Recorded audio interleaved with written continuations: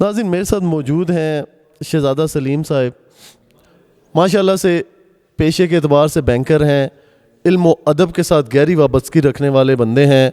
بہترین شاعر بھی ہیں، سیاست کے ساتھ بھی گہری وابستگی رکھتے ہیں۔ بہت دفعہ آپ نے ان کے سیاسی تجزیے بھی دیکھے ہوں گے، آئین سے جانتے ہیں۔ ہمیں ان کی رائے شاید عوام کو، بہت سارے دیکھنے والے ناظرین کے لیے کافی مثبت ثابت ہوگی۔ آئین سے جانتے ہیں کہ موجودہ سیاسی پس منظر کو کس طرح سے دیکھتے ہیں، الیکشن اناؤنس ہوئے ہیں، الیکشن کے اوپر کیا بات کرنا چاہیں گے، کیا یہ الیکشن ہوں گے یا الیکشن کے انشاءاللہ اگر ہوتے ہیں، ہونے کے بعد عام آدمی کی زندگی کے اوپر اس الیکشن کا کیا اثر پڑے گا، کوئی مثبت پہلو کے حوالے سے یا منفی اثرات کے بارے میں ہمیں اپنی رائے سے آگاہ کریں۔ شہزادہ سلیم صاحب جی۔ بڑی مہربانی مدثر میر صاحب۔ سب سے پہلے تو میں آپ سے یہ گزارش کروں گا کہ اگرچہ اب 8 فروری کو اعلان کر دیا گیا ہے حکومت کی طرف سے، الیکشن کمیشن کی طرف سے کہ الیکشن ہوں گے، اور مجھے یقین ہے کہ یقیناً ہوں گے بھی، اور یہ بھی میں سمجھتا ہوں کہ اگر ہم ماضی کا اگر تجزیہ کریں یا دیکھیں تاریخی حوالے سے، تو الیکشن مسائل کا حل اس سے پہلے نہیں رہے ہیں۔ وجہ یہ رہی ہے کہ اس ملک میں بدقسمتی سے آئین کے ساتھ کھلواڑ کیا گیا ہے۔ جس کی ذمہ داری ہے اس کے پاس اختیار نہیں، جس کے پاس اختیار ہے اس کی ذمہ داری نہیں۔ ہم نے تقریباً پونی صدی گزر چکی ہے اور مختلف تجربات کر کے دیکھ لیے ہیں۔ اس دفعہ میں سمجھتا ہوں اگر ہم واقعی ان الیکشن کو اگر غیر متنازع بنانا چاہتے ہیں تو سب سے پہلی بات یہ ہے کہ اس کو واقعی فری اینڈ ٹرانسپیرنٹ الیکشن بنانا چاہیے ہمیں، اور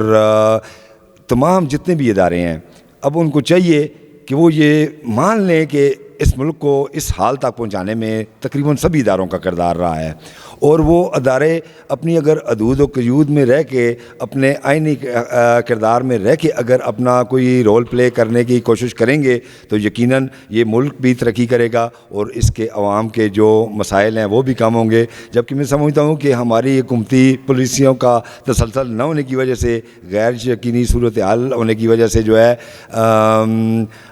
جو عام آدمی ہے اس کی درصد سے بنیادی ضروریات زندگی کی چیزیں تقریباً نکل چکی ہیں، اور وہ دن پر دن مسائل کا شکار ہو رہا ہے، اور اس کے ایک عام آدمی کے مسائل کو ختم کرنے کے لیے یہ ضروری ہے کہ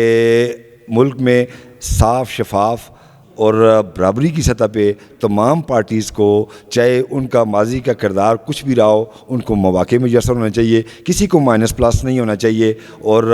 سب کو اس الیکشن میں حصہ لینے کا استحقاق ملنا چاہیے، تاکہ کوئی بھی اس الیکشن کو متنازع قرار نہ دے سکے۔ اور آئندہ کے لیے ان سب کو چاہیے کہ مل بیٹھ کے اس ملک کے لیے کچھ ریفارمز لے کے آئیں،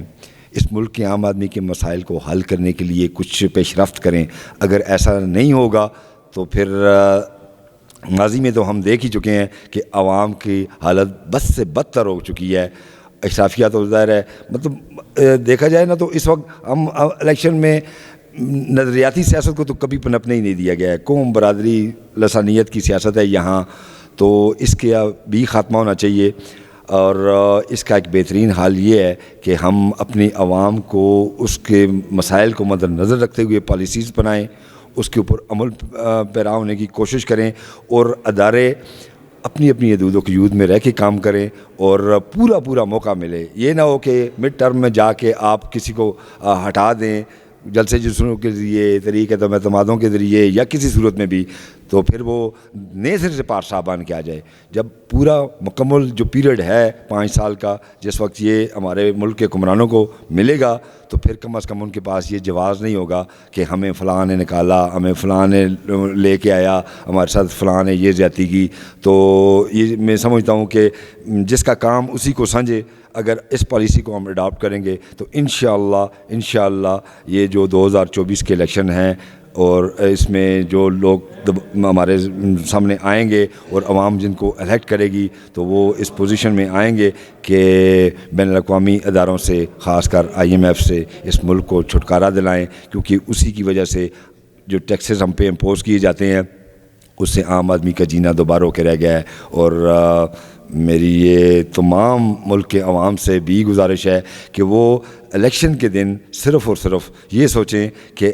جس کینڈیڈیٹ کو ہم ووٹ دے رہے ہیں کیا وہ اس قابل ہے کہ ہمارے مسائل کا حل نکال سکے. اگر نہیں ہے تو اگر بے شک وہ آپ کے قریب ترین لوگوں میں سے کیوں نہیں ہے, اس کو مسترد کریں اور اچھے لوگوں کو لے کے آئیں, کیونکہ اس پروسیس میں بہرحال جو اہم کردار ہے ادا کرنا ہوتا ہے وہ ووٹر نے کرنا ہوتا ہے, اور ووٹرز کو چاہیے کہ کم از کم اب بس کر دے. میں سمجھتا ہوں بہت ہو چکا, یہ لسانیت کی, برادریزم کی سیاست کا خاتمہ ہونا چاہیے اب. اور اداروں کے سے بھی میں ریکویسٹ کروں گا کہ برائے مہربانی اب آپ اپنے اپنے آئینی کردار کی طرف لوٹ آئیں. اگر سارے آئینی کردار میں رہ کے کام کریں گے, یہ آئین کوئی قرآنی حروف یا صحیفہ نہیں ہے. ہمارے ایک دوست ہیں جان زیب صاحب, اکثر وہ یہ بات کرتے رہتے ہیں, لیکن یہ رولز آف بزنس ہے کہ کس نے کیا کرنا ہے, اس کے کام کا تعین ہے. دنیا کے جتنے ممالک نے بھی ترقی کی ہے وہ اسی آئین اور دستور میں رہ کے, اس کی حدود قیود میں رہ کے انہوں نے کام کیا ہے. ان ممالک نے ترقی بھی کی ہے, آگے بھی بڑھے ہیں, اور ان کے عوام کے مسائل بھی حل ہوئے ہیں. بہت بہت شکریہ. بہت شکریہ سلیم بھائی. ناظرین, ہم نے آج آپ کو بہت سارے نایاب لوگوں کی قیمتی رائے سے آپ کو آگاہ کیا. میں یہ سمجھتا ہوں کہ اگر ہم سب اپنے ملک کو سب سوچوں سے بالاتر ہو کے آنے والے الیکشن کے اندر اپنی ووٹ کو پول کریں تو میرے خیال میں آنے والے حالات کافی بہتر ہو سکتے ہیں. اللہ تعالیٰ سے, اس ذات باری تعالیٰ سے دعا گو ہیں کہ ہمارے ملک کے خداداد کی حفاظت فرمائے اور آنے والا وقت جو ہے ہمارے ملک کے لیے خوشحالی کا اور اچھا وقت لے کے آئے. انشاءاللہ آنے والے دنوں میں آپ کو اور بھی کچھ پروگرامز کے اندر گائے بگائے آپ کے ساتھ ہماری ملاقات ہوتی رہے گی. اسی توسط سے سادہ بات ٹی وی کے چینل سے ہم آپ کو خدا حافظ کہتے ہیں, اور آئندہ انشاءاللہ آپ سے دوبارہ کسی اور پروگرام میں ملاقات کریں گے. بہت شکریہ.